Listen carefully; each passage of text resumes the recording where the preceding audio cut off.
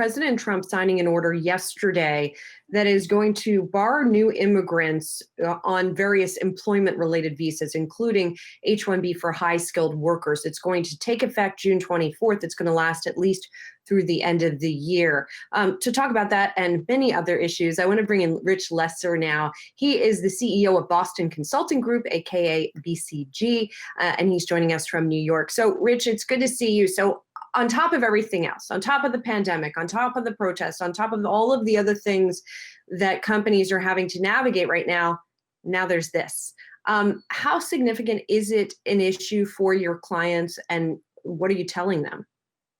So each company's in a different place in terms of where it sources its workforce. For some companies, this will be a very major impact, particularly some of the technology firms, but others as well who rely on top talent from around the world to build their businesses. For others, it'll be a small impact. I think the challenge right now is we're trying to move towards an economic recovery. We're also trying to keep the US in a position to grow and to innovate over the long term. And the workers that are affected most by this visa executive order really are integral parts of building the US economy in the short term and in the long term. And then there's a second question specific to COVID, the times we live in now, as companies have more and more experienced the effectiveness of remote working, as your last guest spoke to. When these individuals disappear, do their jobs automatically stay in the US, or is it better to have this talent outside the US and to place them in Canada or in other countries and be able to use remote work in a way that we'd have said 5 months ago just is not feasible? So I think there's a second sort of both short and medium term implication to what will happen to the workers who are affected here. When you talk about long-term priorities for businesses, not shifting, but accelerating, help us understand what that means.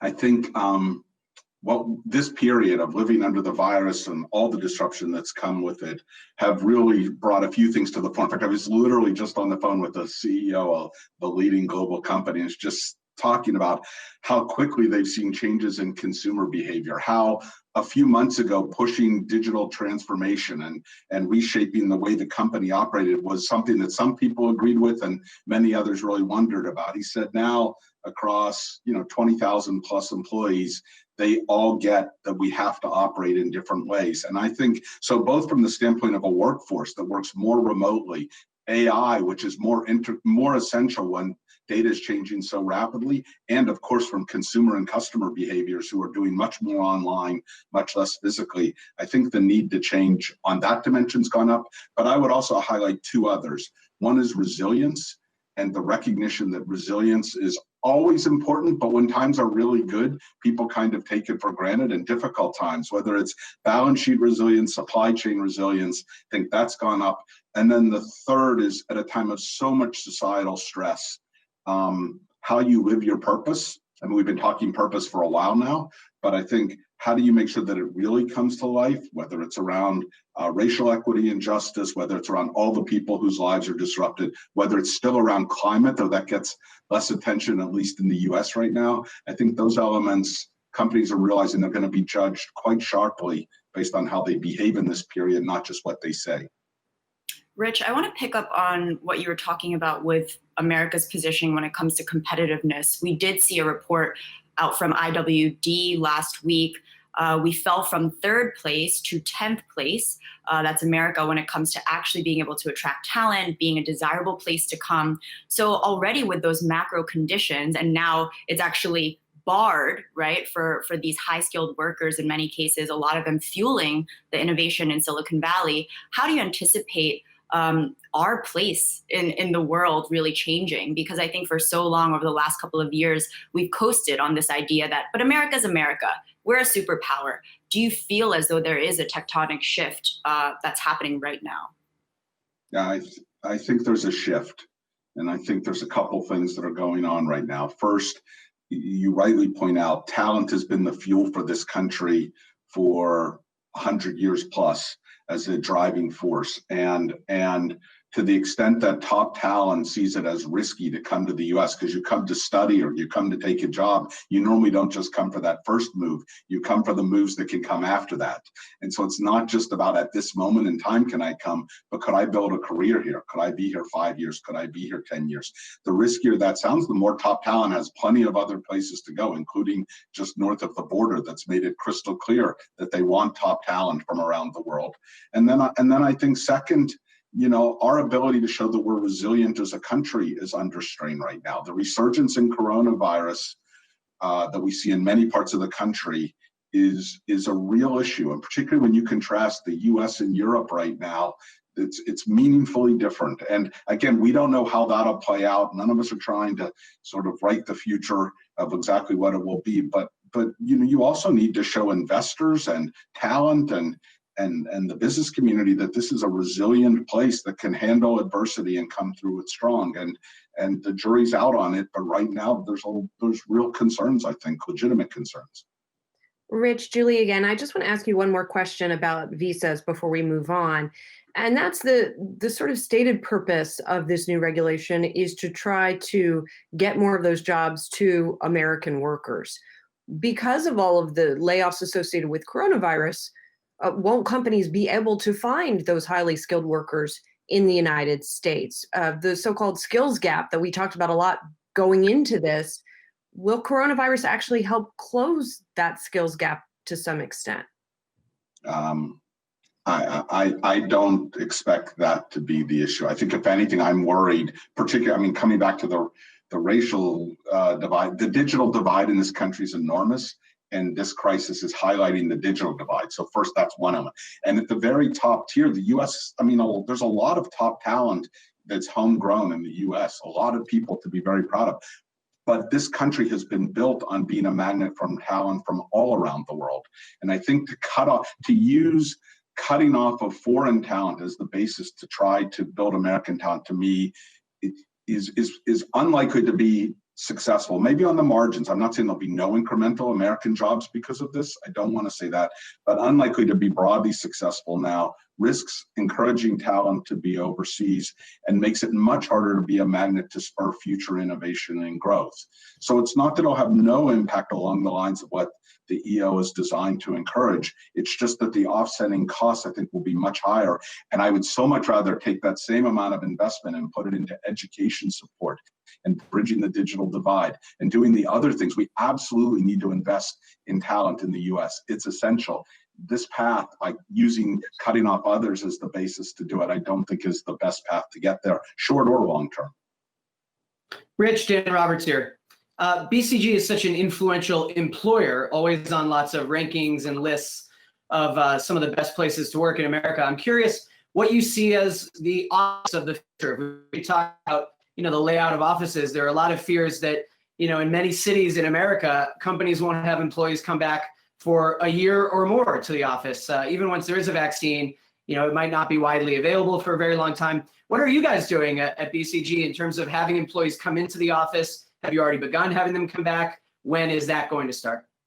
So in a few places around the world, it varies widely by country. So we have some countries where a reasonable number of people are back in the office, and even in the US, in a few places we've started. I would have to say in general, globally and in the US, we've been conservative. We're trying to make sure that we don't bring too many people back at once. We work through a whole set of procedures to make sure we keep everyone safe.